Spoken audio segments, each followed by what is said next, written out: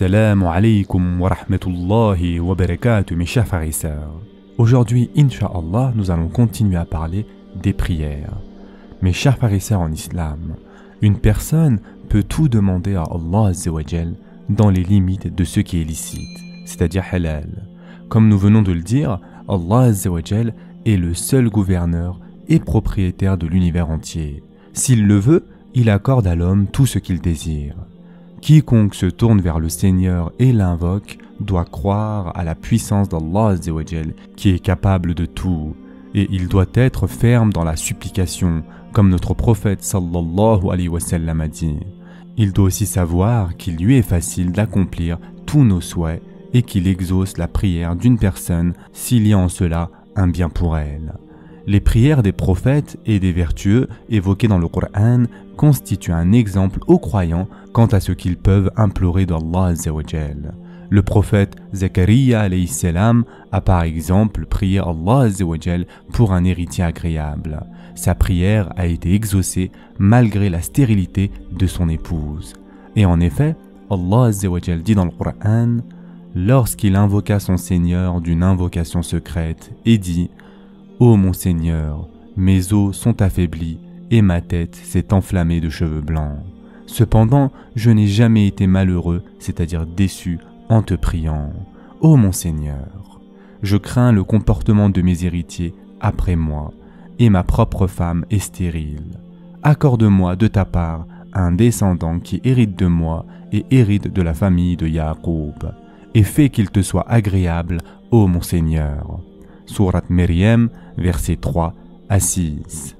Allah subhanahu wa ta'ala a répondu à la prière du prophète Zakaria et il lui a annoncé le prophète Yahya.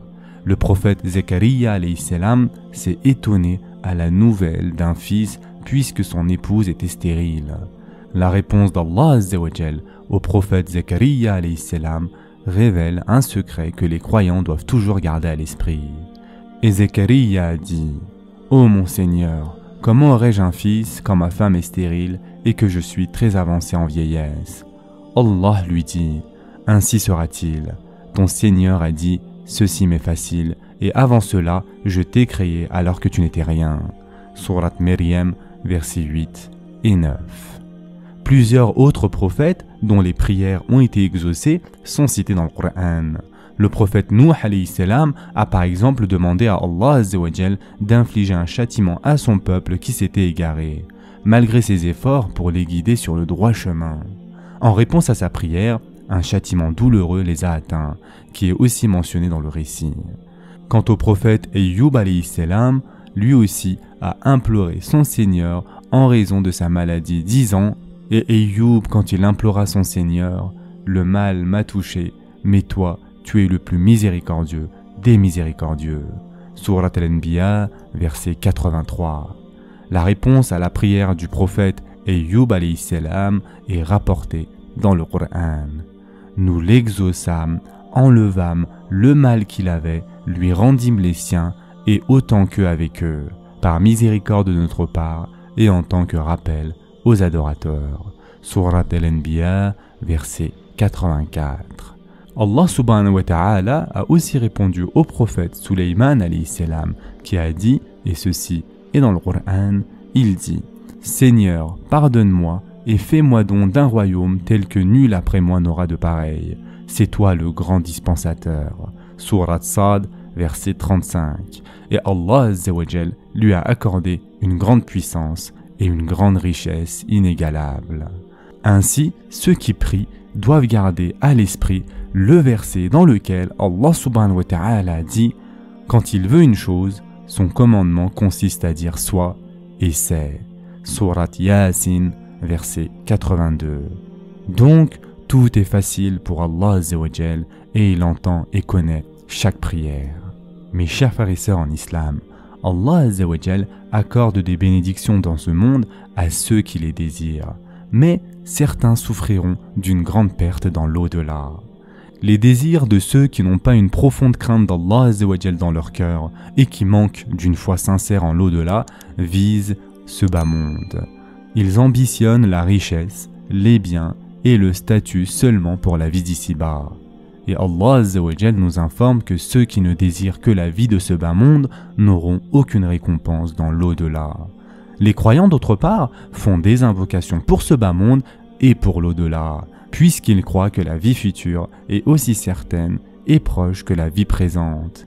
Et Allah subhanahu wa ta'ala dit dans le Coran: et quand vous aurez achevé vos rites, alors invoquez Allah comme vous invoquez vos pères et plus ardemment encore.